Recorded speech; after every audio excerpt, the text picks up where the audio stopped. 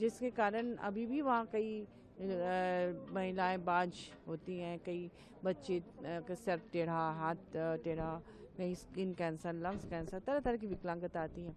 तो यूरेनियम से खेल अच्छी बात नहीं है, क्योंकि वहाँ के आदिवासी कहते हैं कि यूरेनियम एक जहरीला सांप है, जिसको ज़मीन के अंदर से निकालोगे तो तुम्हें ही डस लेगा।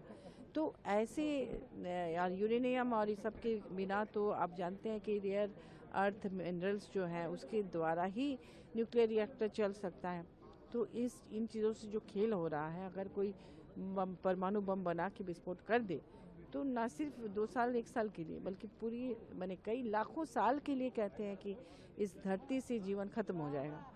सूरज की रोशनी नहीं पहुंचेगी, सारे आपके इंटरनेट वगैरह सब खत्म हो जाएंगे, इंसान मर जाएंगे, वनस्पति पेड़ पौधे कुछ नहीं रहेगा। तो ऐसे खतरनाक बिल को इतनी आसानी से लोग पास कर रहे हैं क्योंकि इनके पास मेजोरिटी है। हमने आज बहुत रिक्वेस्ट किया, मैंने चूंकि इस पर रिसर्च किया है, मेरी किताब है जो जेएनयू से साउथ तक के 25-30 यूनिवर्सिटीज़ में उस पर एमफिल पीएचडी डिलीट हो चुका है। मैं आदिवासियों पर रिसर्च की हूँ और उनके आधार पर बोल रही हूँ कि ये बिल बहुत खतरनाक है, इसे पारित ना किया जाए, इस पर विचार विमर्श होना चाहिए। लेकिन ये माने तब तो। उसी तरह से अब ये जो मनरेगा के साथ छेड़छाड़ हो रहा है, अब बताइए कि कौन सा राज्य 40% और 60% के रेशियो में तैयार होगा मनरेगा को देने के लिए। राज्यों के पास ऐसे ही बहुत पैसे की कमी होती है और केंद्र हमेशा जो राज्य केंद्र के साथ मतलब विपक्ष की जो यहाँ सरकार है उनके साथ थोड़ा भेदभाव बरतता ही है। और ऐसे में उनके पास ना तो पैसा होगा और ना ही वो मनरेगा के लिए दे पाएंगे। तो इसको भुगतेगा कौन?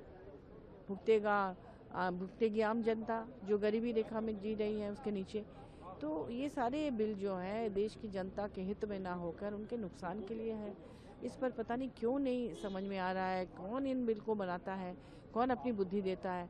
आप कह रहे हैं कि हमें इलेक्ट्रिसिटी चाहिए, रिन्यूएबल एनर्जी से आप इलेक्ट्रिसिटी की भरपाई कीजिए ना, वो कम से कम इतना खतरनाक तो नहीं है ना न्यूक्लियर